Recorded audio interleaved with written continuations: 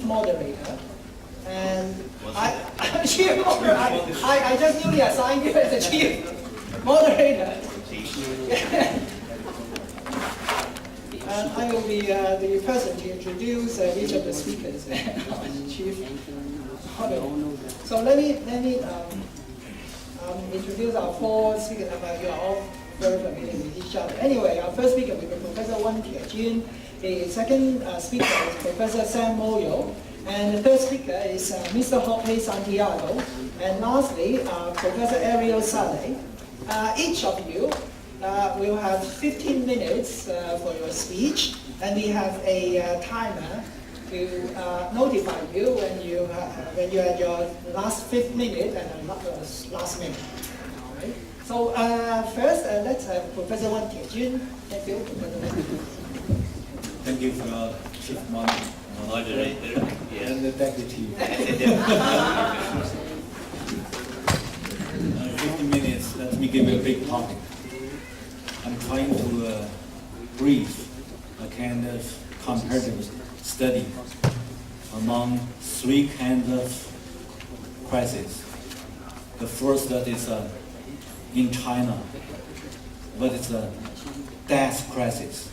One, the comprehensive death, 140% GDP. Second is that European death crisis now is beyond 100% GDP.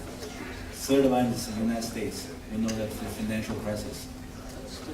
And many people may know that the European death crisis has happened now. It's also ongoing. And certainly they want to solve the problem, so they need to have many struggle for that is a separate country. Unified can at least give a kind of bottom line for different countries' government's budget deficits. Whatever the efforts they do, somehow you can compare with China in 1990s. Nowadays, a lot of media, when they talk about Europe and the EU, they may give us comments to say that Europe may be collapsed, may be broken, and the EU also may be abandoned. That is a kind of EU collapse. It's a kind of EU collapse. That is a mainstream media, and also from US. They think that, okay, it's your business. You will be going into collapse. So it's the same comments happened in 1990s. When China have the similar crisis, the comprehensive debt, 140 to GDP, more severe than Europe. Severe is 100%, or 120, or 100, something like 100 to 120. But in China, in 1990s, similar, and more bad. It's even worse situation. And then you can, at that time, if you search the newspapers, you can see that in 1990s, almost all Western media have one voice, China collapse. This time it's Europe, EU collapse. It's 17 or 18 years ago, it's China collapse. How China deal with the debt crisis in 1990s? How EU solve the problem of now, recent years? You can compare. And the leading country in Europe, sorry, it's not France. France is very important, but now leading country is Germany. Because you may know that Germany is a trade surplus country.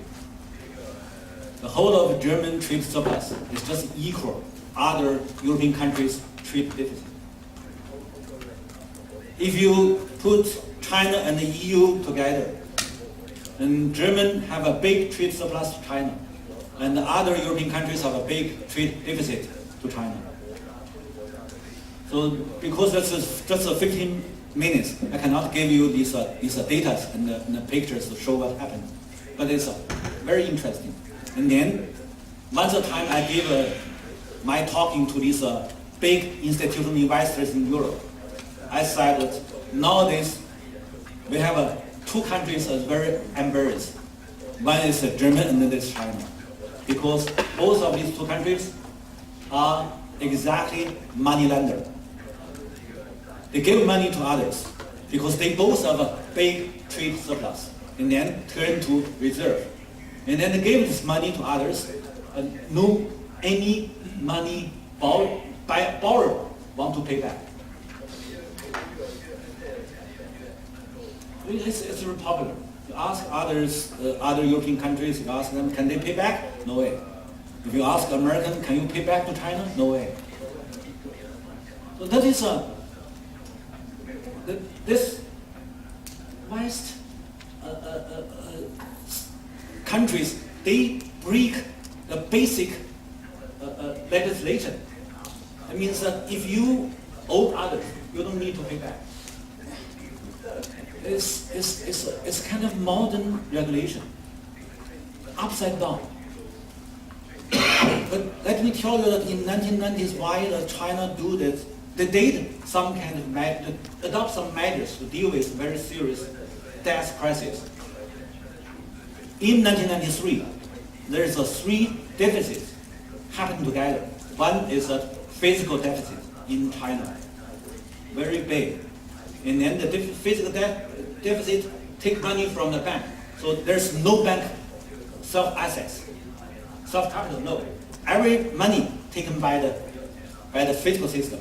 And then even they take some savings, less than 10 million, but anyway, even the savings, the government's treasury system take from bank system. So bank became minus self-capital. This only can happen in China, cannot happen in any other world. Because treasury system and the bank system is just like two pockets, belong to governments. So we have a state bank, state treasury system, not commercial private bank. So you can do that. And then you solve your problem by taking money from the bank system. Solve the problem of government deficits. Only one country can do that. Oh yeah, you may go to some Indian country. Yes? Okay. Good. And the third one is the reserves. The reserve also very serious deficit. In 1994, you need to pay back at least $10 billion, but you only have 8 billion. So 1/3 is deficit. Reserve also deficit. And then what China did, you can imagine. And you also can search in 1990s is a document.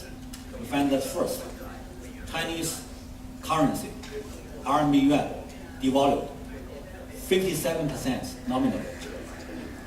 Second, SOE, state-owned enterprises, workers lay off.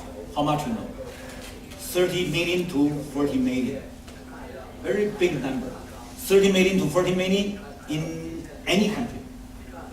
It's almost half population of France, more than half.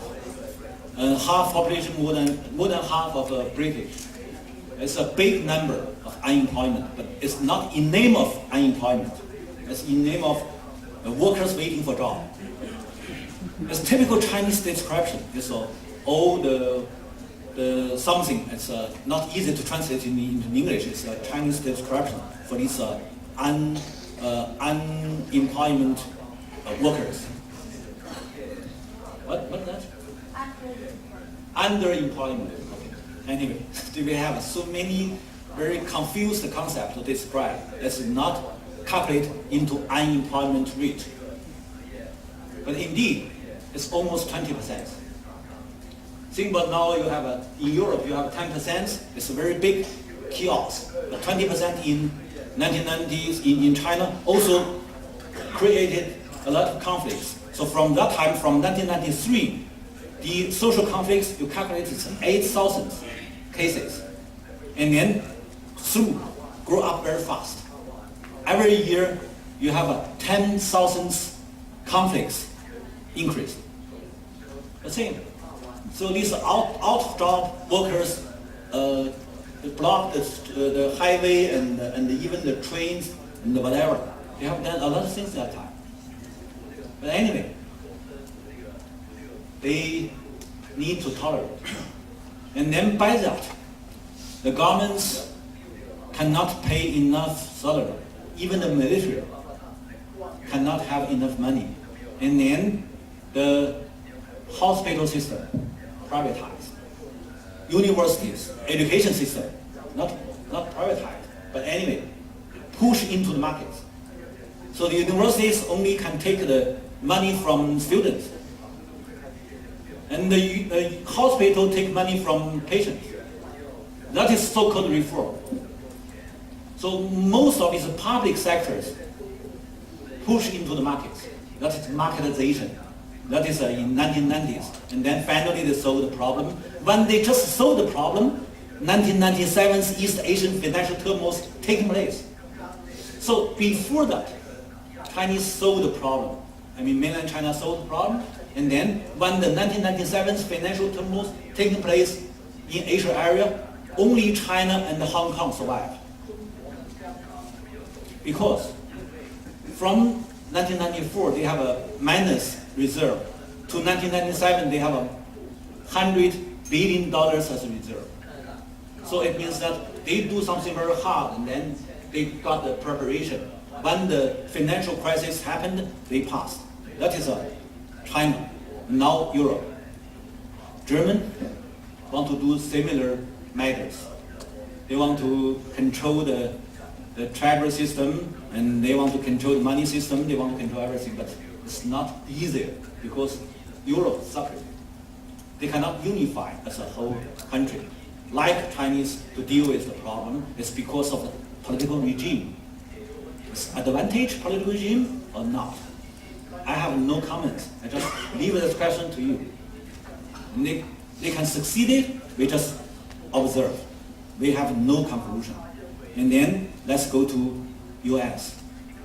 US, when they have a financial turmoil in Wall Street, as I mentioned that if you concentrate your capital in one city, that city must be the crisis explode. Because the more capital concentrate, the more risk concentrate. It's the regulation. Nobody can against. But when you put the capital in a street, Wall Street, that means that you concentrate too much risk in one street and then explode. It's also the regulation. So, 2008, because of too much big capital concentrated in Wall Street, so Wall Street financial turmoil take place. And then American governments deal with the problem by issue more capital, created more capital. So it means that if you go to this physical production country like China, they need to control. But if you go to this bubbleized economy country, they don't have to do something in physical economy. They are more easy, more low cost, very low cost to issue more papers, and then they solve the problem inside, but give this a big cost outside. So that is three kinds of different system to deal with the same similar problem. So you can know the difference. So which one is now more advantage? Certainly, leading country US. They got more advantage, more benefits by such kind of low cost, enlarged credit, expand to the whole world. So finally, the conclusion is very simple. One body win, all others lose badly. That is our world. how can we change this regulation? Up to now, we cannot find a way. Maybe you are more clever. Try to help me. Thank you.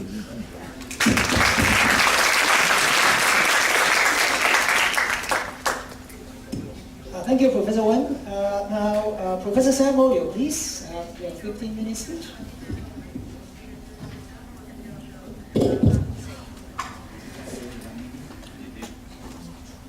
Okay, I'll try to